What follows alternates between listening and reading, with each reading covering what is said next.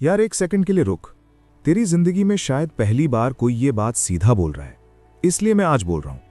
जिस चीज के पीछे तू सुबह से रात तक भागता है, वो चीज तब आती है जब तू भागना बंद कर देता है।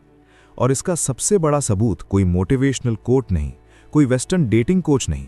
ये सबूत है एक पाकिस्तानी मुसलमान मर्द का, जिसने इस जमीन का नक्शा बदल दिया और जिसके पीछे एक खूबसूरत, अमीर, जवान लड़की ने अपना खानदान, अपना मजहब और अपनी पूरी दुनिया छोड़ दी, सिर्फ उसकी वजह से जो वो था।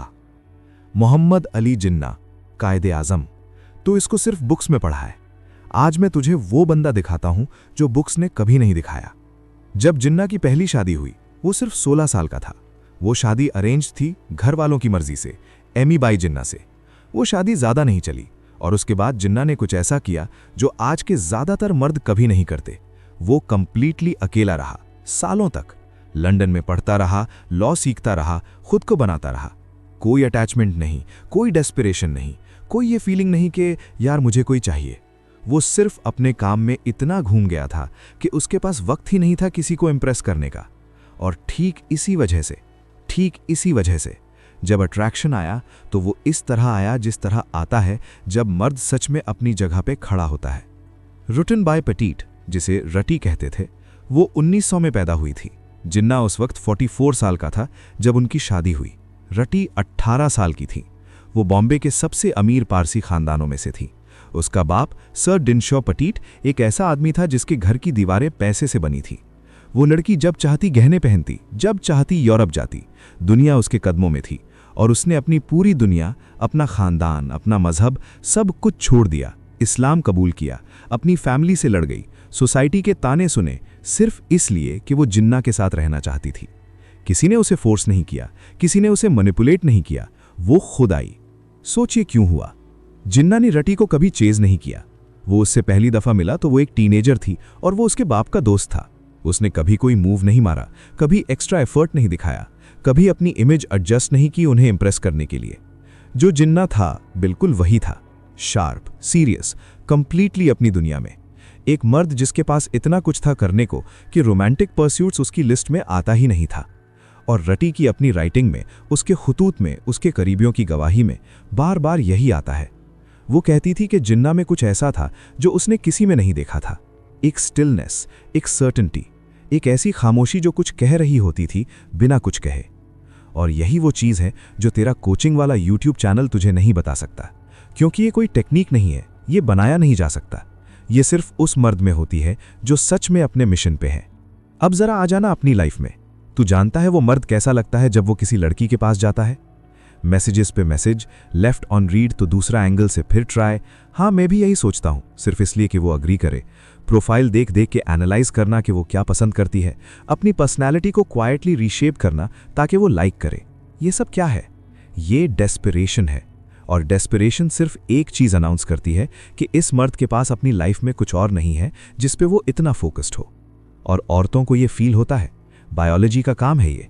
रिसर्च ये कहती है कि जो बिहेवियर्स नीडीनेस सिग्नल करते हैं, over texting, constant validation seeking, identity shifting, ये सब एक ऐसी फ्रीक्वेंसी पे ब्रॉडकास्ट होते हैं जो डीप अट्रैक्शन को फिजिकली इम्पॉसिबल कर देती है। अट्रैक्शन और डेस्पिरेशन एक साथ एग्जिस्ट नहीं कर सकते। जितना ज़्यादा तू चाहेगा उतना ज़्यादा वो दूर जाएगी, और जितना ज़्यादा तू जेन्युइनली बिजी होगा अपनी चीज़ में, अपने काम में, अपने किसी बड़े पर्पस में, उतनी ज़्यादा तेरी ग्रेविटी बढ़ती जाएगी बिना तू कुछ किए। जिन्ना कभी किसी के सामने परफॉर्म नहीं करता था। जो लोग उसे पर्सनली जानते थे वो एक चीज़ कंसिस्टेंटली कहते हैं, वो अलग ही मर्द था। कोर्ट रूम में घुसने से पहले वो 3 घंटे प्रिपेयर करता था। उसका लिबास हमेशा इम्पेकेबल, उसकी खामोशी डेलिबरेटली पावरफुल। जब वो बोलते थे तो लोग सुनते थे, इसलिए नहीं कि वो लाउड था, इसलिए सुनते थे कि जब वो चुप रहता था तब भी वो प्रेजेंस फील होती थी। वो एक ऐसा मर्द था जिसने कभी किसी के अप्रूवल की ज़रूरत नहीं समझी, ना अंग्रेज की, ना अपनी ही कम्युनिटी की, ना किसी लड़की की। और प्रिसाइसली लोग उसकी अप्रूवल चाहते थे। ये कोई पैराडॉक्स नहीं है यार, ये नेचुरल लॉ है। जिस चीज़ की अबंडेंस है वो अट्रैक्ट करती है, जिस चीज़ की स्कैसिटी है। जो मर्द अपना टाइम, अपनी अटेंशन, अपना एग्जिस्टेंस फ्रीली डिस्ट्रीब्यूट करता है हर उस जगह जो उसे कुछ दे, वो रिपेल करता है। तू स्कैर्स हो जा अपने टाइम का, अपनी अटेंशन का, अपनी प्रेजेंस का, और ये तब नहीं होगा जब तू प्रिटेंड करे कि तू बिजी है। ये तब होगा जब तू एक्चुअली इतना बिल्ड कर रहा होगा कि सच में वक्त नहीं होगा। एक चीज और सुन, रुट्टी जिना, उस लड़की ने सब कुछ छोड़ा था और उसकी जिंदगी जिना के साथ आसान नहीं रही। जिना एक डिमांडिंग प्रेजेंस था। वो इमोशनली एक्सप्रेसिव नहीं था। वो रोमांटिक जेस्चर्स में बिलीव नहीं करता था। उसने रुट्टी से प्यार किया, लेकिन अपनी तरफ से, अपने अंदाज में।